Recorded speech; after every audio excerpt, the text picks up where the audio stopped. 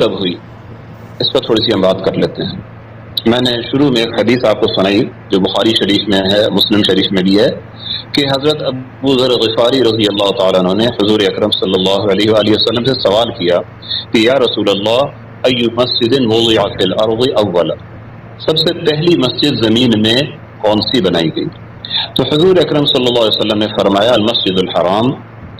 پھر انہوں نے پوچھا کہ اس کے بعد کون سی؟ تو آپ نے فرمایا المسجد الاقصی۔ تو ابو ذر غفاری رضی اللہ تعالیٰ عنہ نے اس کے بعد ایک اور عجیب سوال کیا، اللہ تعالیٰ کروڑوں رحمت نازل فرمائے کہ صحابہ کرام کے ان سوالات ہی کی وجہ سے دین کی بہت ساری جزیات جو ویسے محفوظ ہو نہیں سکتی تھی، ہمیں معلوم ہی نہیں ہو سکتی تھی، ایک ایک جزی کو انہوں نے معلوم کر لیا۔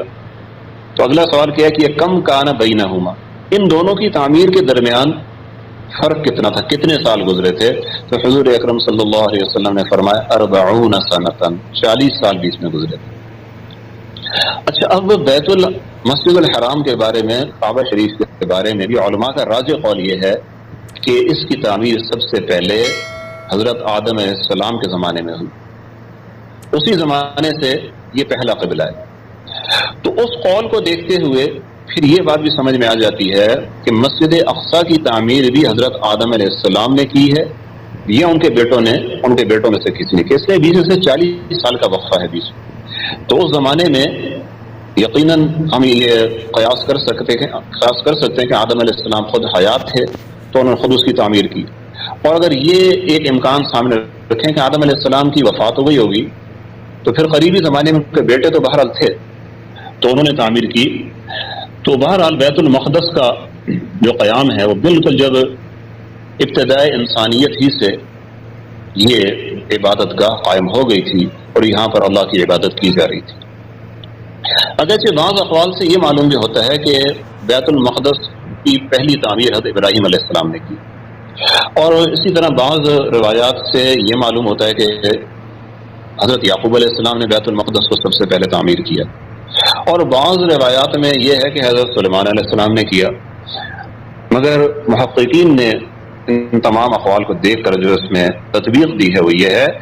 کہ اصل بنا، اصل تعمیر وہ آدم علیہ السلام ہی کے زمانے میں ہوئی یا ان کے بیٹوں کے ہاتھوں ہوئی۔ اس کے بعد آگے جو سلسلہ چلا ہے، چاہے وہ کعبہ کا ہے یا چاہے بیت المقدس کا ہے، اس کو تجدید کہا جائے کہ کسی حادثے کی وجہ سے، کسی آفت کی وجہ سے وہ عمارت منہدم ہو گئی تو اسے دوبارہ بنایا گیا۔ تو آپ سب جانتے ہیں کہ جو کعبہ کو ابراہیم علیہ السلام نے تعمیر کیا وہ اس کی تجدید تھی، اس کی بنیادیں تک وہ دفن ہو گئی تھی۔ تو ابراہیم علیہ السلام کو اللہ تعالیٰ نے بتایا وَإِذْ لِإِبْرَاهِيمَ مَكَانَ الْبَيْتِ، ہم نے ابراہیم علیہ السلام کے سامنے تعیین کی کہ بیت اللہ کی یہ حدود ہیں،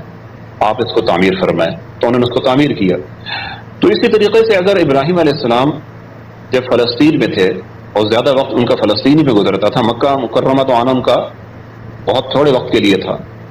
ایک دفعہ بچے کو چھوڑنے کے لیے آئے، بیوی اور بچے کو چھوڑنے کے لیے آئے، پھر فلسطین میں ان کا قیام تھا، واپس وہاں چلے گئے،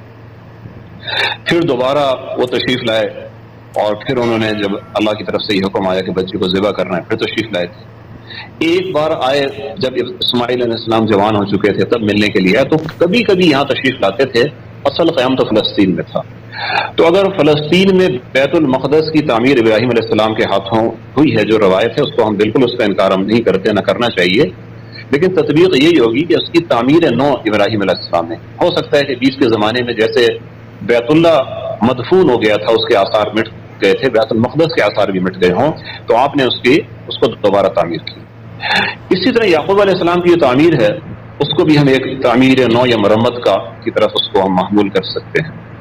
اور سلیمان علیہ السلام کی جو تعمیر ہے اس سے مراد ایک عظیم الشان بہت بڑی عمارت، ایک کمپلیکس انہوں نے وہاں تعمیر کیا اپنے شایان نشان، کیونکہ اللہ نے ان کو طاقت دی تھی، حکومت دی تھی، بادشاہت دی تھی، خزانوں کی کوئی انتہا نہیں تھی، تو انہوں نے پھر اپنے شایان نشان اس عمارت کو تعمیر کرایا۔